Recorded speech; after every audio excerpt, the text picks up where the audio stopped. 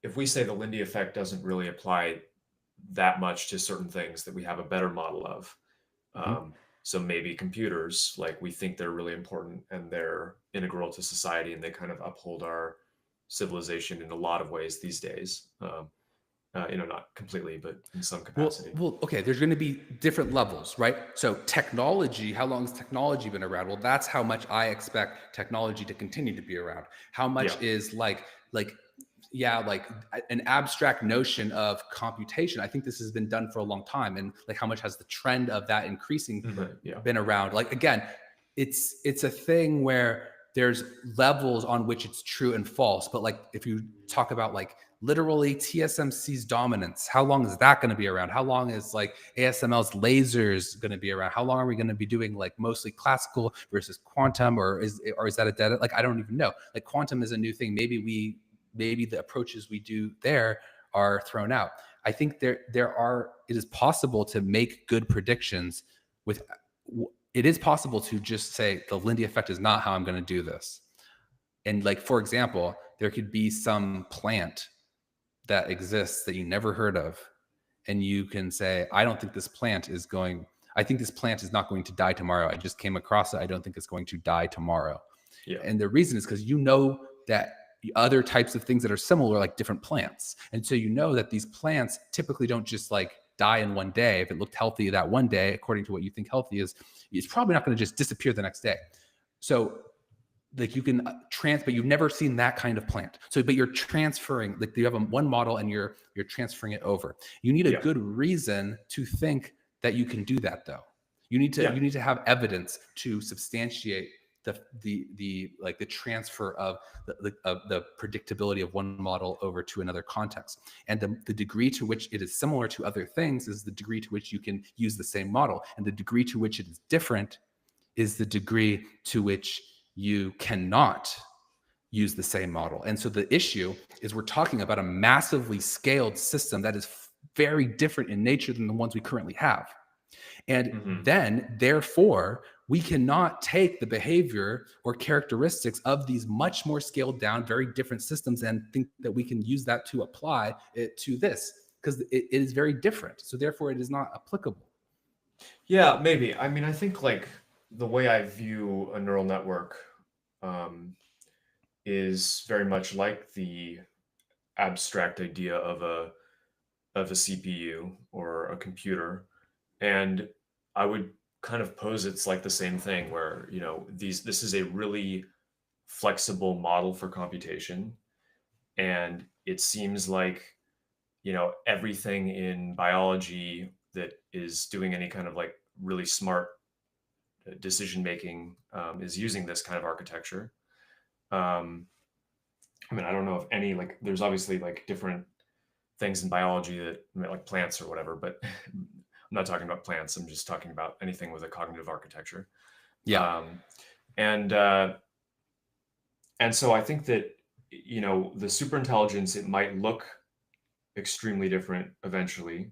Um, I think it probably will in the limit, like just because I think of you were talking about which I think is a really good and important point, is like just the sheer evolution of everything that's going to happen. These things are going to interact with the real world, and there's going to be market dynamics, and there's going to be pressure with them interacting with each other, and it's going to all evolve in some strange way. Um, but I think that the core idea, I mean, like to me, a neural network is, just to give some context, right? Like basically every single model that we have of modern AI is a neural network. Like Mhm. basically everything else kind of fails. I mean, Yeah. like every single, architecture, transformers, diffusion models, GANs, RNNs, CNNs, everything that you can take, if you open it up, it's going to have something that resembles a feed-forward neural network somewhere in it, or at least a multi-layer perceptron, or like a neuron, basically. Yeah. And so this is a pretty pervasive approach. And my speculation is that it will uh, go on for quite a while. Yeah, I guess the nuance on that is I agree with That is very well substantiated. I think we might come up with something better, but like again, there's a good long estimate that we can have that we're going to still be using neural networks. But I'm saying a particular set of weights in a model or a particular program that executes with specific bytes on your computer. That's what we would be calling like an AI. Like this, presumably you would run these bytes, and this is like some dangerous configuration of bytes, and then it'll, inject itself into a process and escape your machine and then hack everybody and just gain power and all that, right? This is the scenario, or whatever, or you run it intentionally and then it just goes out of control and it doesn't let you shut it down, whatever. Like these sets of this particular configuration of bytes, if it had just been around, very recently, I don't expect it's going to have the skills to survive in the world with so many degrees of freedom and so much uncertainty outside of the coddled environment that it was initially brought up in and created in. I would need to see like time-tested proof that this thing is going to survive. Neural networks as a concept, I'm with you. I think it's powerful. It's incredible. When I first learned about it, it blew my mind. So powerful, so cool. That's different than a specific instantiation of AI. And I think, well, just rudimentarily, like the idea that any really self-improving AI is going to look like its first version, into the future is really unlikely. I think, it's just sort of almost by definition ridiculous because it's going to be updating itself. So, but yeah, no, I still feel very concerned, and I have like a lot of thoughts, and I do personally think your PDUM should be higher, and I know you think mine should be lower. Give me a reason. Give you a reason. Yeah. Well, I gotta go. But yeah, let's continue this conversation. Like, why don't sure. I'll think about what you've said, and you can think about what I've said, and let's do like a round 2 and continue hashing this out. That sounds awesome. Yeah, I'd love to. It was awesome talking. I really appreciate it. Thanks so much. It's great. It's great having people come on my show. It's lonely as a new creator, so it's nice to have people reach out. So thank you. And if anyone disagrees with us, I know you people watching hate us. We're so wrong. Tell us why. Okay. Anyway, absolutely. See ya. Yeah. All right. Okay. Bye. Bye. Cool. We're still here, but